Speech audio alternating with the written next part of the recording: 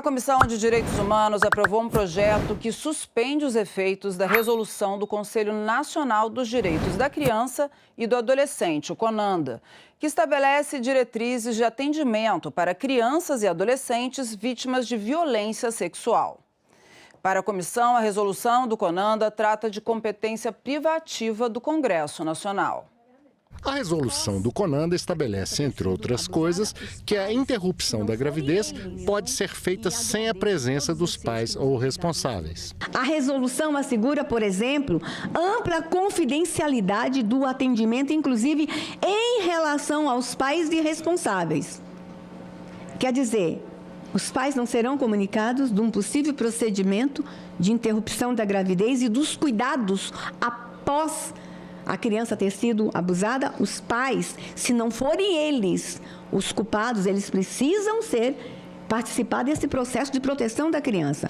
Nos termos do artigo 20, parágrafo 4º, admite realização de procedimentos sem a presença dos responsáveis legais. Quem vai responder por essa criança? A relatora do projeto enfatizou que os representantes do governo no CONANDA votaram contra a resolução, aprovada no final de 2024. Os membros do governo pediram vistas ao processo e, sem mais recursos, votaram contra a resolução. Os membros do governo perderam por 2 votos, 15 a 13. 15 representantes da sociedade civil votaram a favor e 13 do governo votaram contra. Então, portanto, é uma matéria que aqui no Congresso Nacional a gente também entende que o governo tinha razão. A resolução ultrapassou os limites do Conselho. O senador Paulo Paim, falando em nome do governo, pediu vistas do projeto. Na presidência da reunião, o senador Márcio Bittar concedeu prazo de 1 hora para que a proposta fosse reexaminada pelos parlamentares. Decorrido o prazo, o projeto foi aprovado por votação simbólica. Foi também aprovada sua urgência para votação em plenário. Reitero o meu respeito ao CONANDA, às instituições do CONANDA. Tão somente nós vamos dar a oportunidade para o CONANDA rever essa resolução, consertar e vamos juntos proteger crianças. E o projeto de resolução já foi aprovado pela Câmara dos Deputados. Uma nova legislação para as terras raras diante do panorama atual de conflito entre as nações. A demanda por minerais críticos se torna uma questão de segurança, soberania e sobrevivência econômica. A Comissão de Relações Exteriores analisa um novo marco legal para o tema. Ímãs, turbinas eólicas, baterias de carros elétricos, HDs de computadores, telas de LED, smartphones e outros equipamentos precisam de minerais críticos, também chamados de terras raras. Isso sem falar em mísseis, foguetes espaciais, aviões e armas de guerra de última geração. A inteligência artificial, os Big Data Centers das nações mais poderosas do mundo dependem cada vez mais desses minerais estratégicos. Eles estão no centro da disputa da geopolítica contemporânea. O Brasil é o dono da 2ª maior reserva do planeta, cerca de 30%, superado apenas pela China. Não por acaso, a exploração e a transferência de tecnologia entram na mesa de negociações com as grandes potências. Para debater e orientar o marco legal que irá regulamentar o setor, senadores e especialistas convidados participaram de audiência pública na Comissão de Relações Exteriores e Defesa Nacional. Recebemos da Câmara dos Deputados o projeto de lei número 2780 de 24, que busca instituir a Política Nacional de Minerais Críticos e Estratégicos e criar o Conselho Nacional para a Industrialização de Minerais Críticos e Estratégicos. Cabe ao Senado Federal exercer plenamente sua responsabilidade constitucional como casa revisora.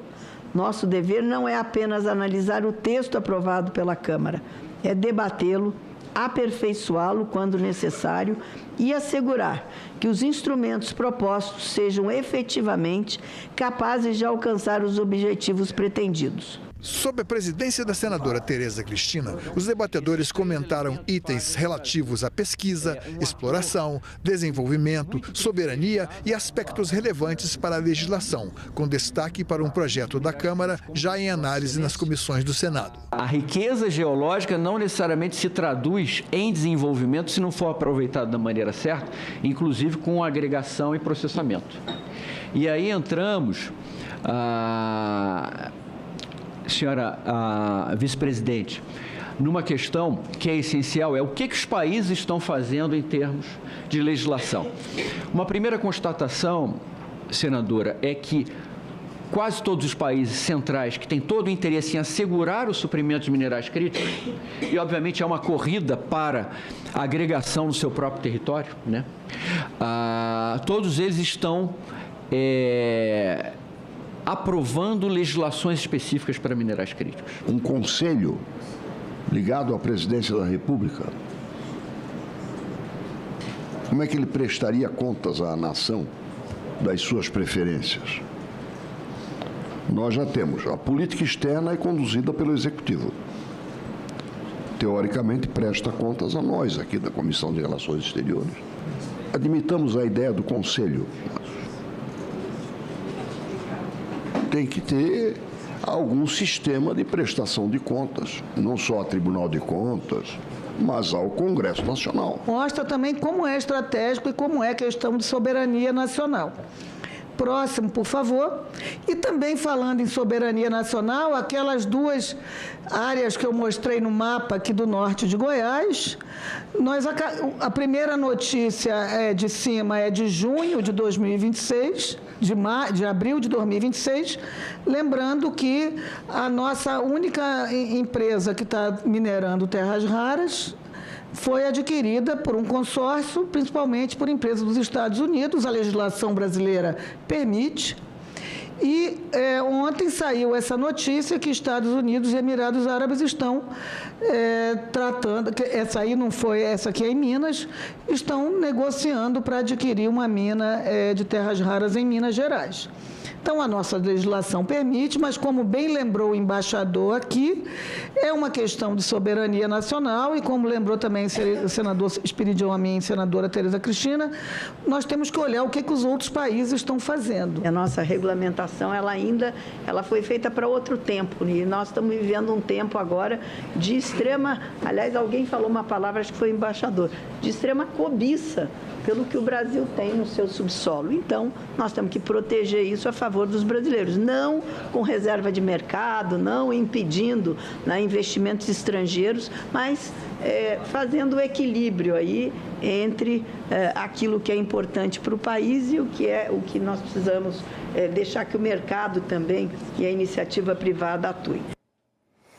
E agora são 13h39 e nós vamos falar sobre a sessão especial que teve hoje no Senado em homenagem aos 65 anos do Instituto Jô Clemente e aos 50 anos do teste do pezinho.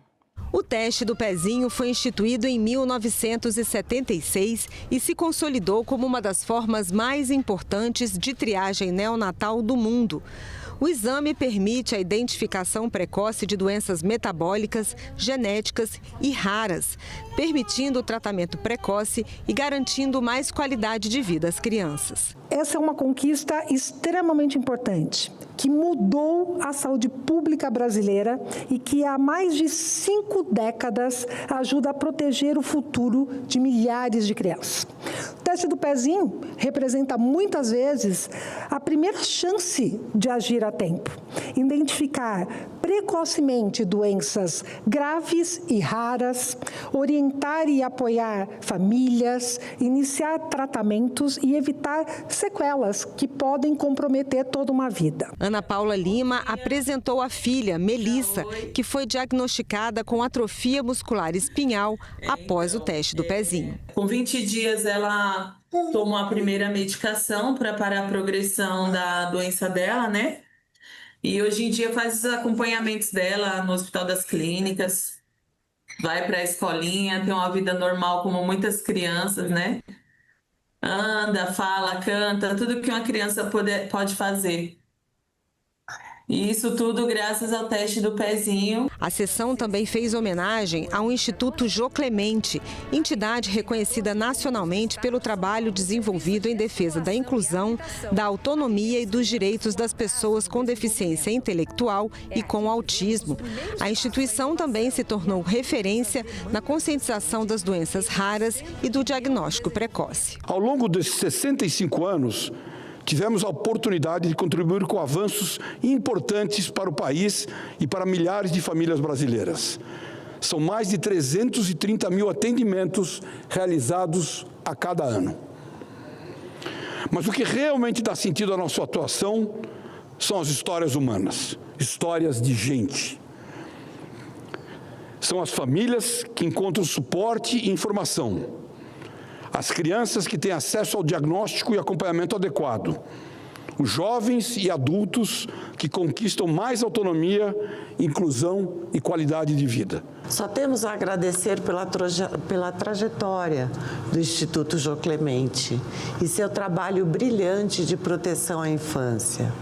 Seu compromisso de 6 décadas e meia com a inovação, com a pesquisa e a defesa da inclusão plena tem impactado diretamente milhares de famílias em todo o país. Esse reconhecimento como referência nacional, né, do Instituto Jô Clemente na triagem neonatal, é importante que seja feita e divulgada no país. É importante que as pessoas saibam da existência. É importante que as pessoas conheçam o trabalho e conheçam a importância desse trabalho dentro da nossa sociedade. A solenidade reuniu parlamentares, especialistas, representantes da sociedade civil, do governo, profissionais da saúde, familiares e pessoas que acompanharam de perto a evolução dessas políticas públicas e o impacto direto que elas tiveram na vida de milhares de brasileiros. O Ministério da Saúde, nesse ínterim, buscando a parceria do Instituto Jô Clemente, que tem nos apoiado, com bons protocolos, com boa ciência, com boa orientação técnica, a gente tem avançado num cronograma, avançado num planejamento, para que nos próximos anos a gente consiga, de fato, ofertar para toda a população brasileira a triagem neonatal ampliada. Nos próximos 50 anos, cobertura em todos os estados e com o teste do pezinho ampliado para que todas as crianças sejam salvas. Necessário, né? E os senadores podem votar hoje em plenário mudanças na política nacional de atenção à oncologia pediátrica. O projeto prevê campanhas de conscientização sobre o diagnóstico precoce do câncer infantil.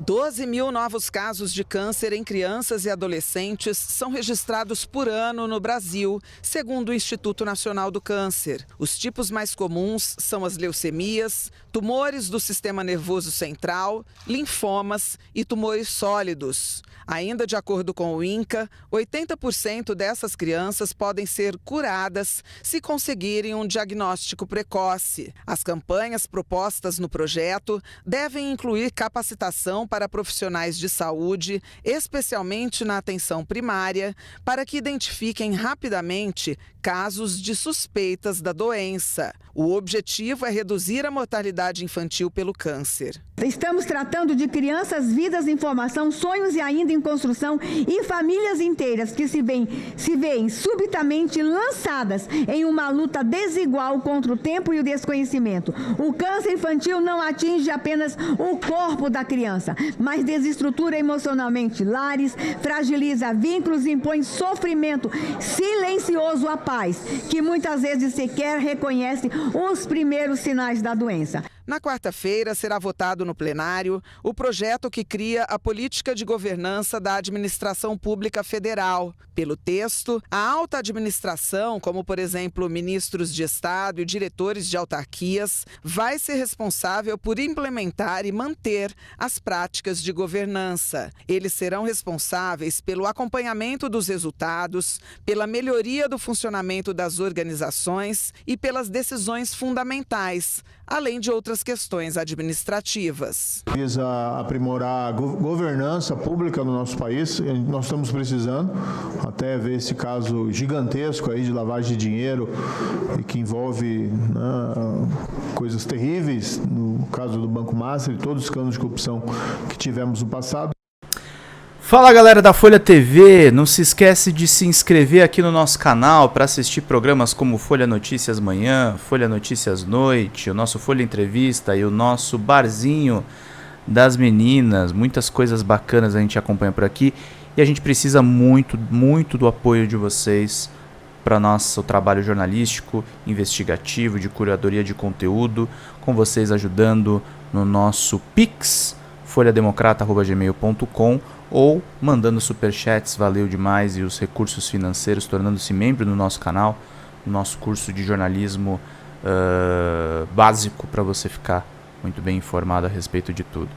Queridos e queridas, muito obrigado pela presença de todos vocês. Vida longa e próspera.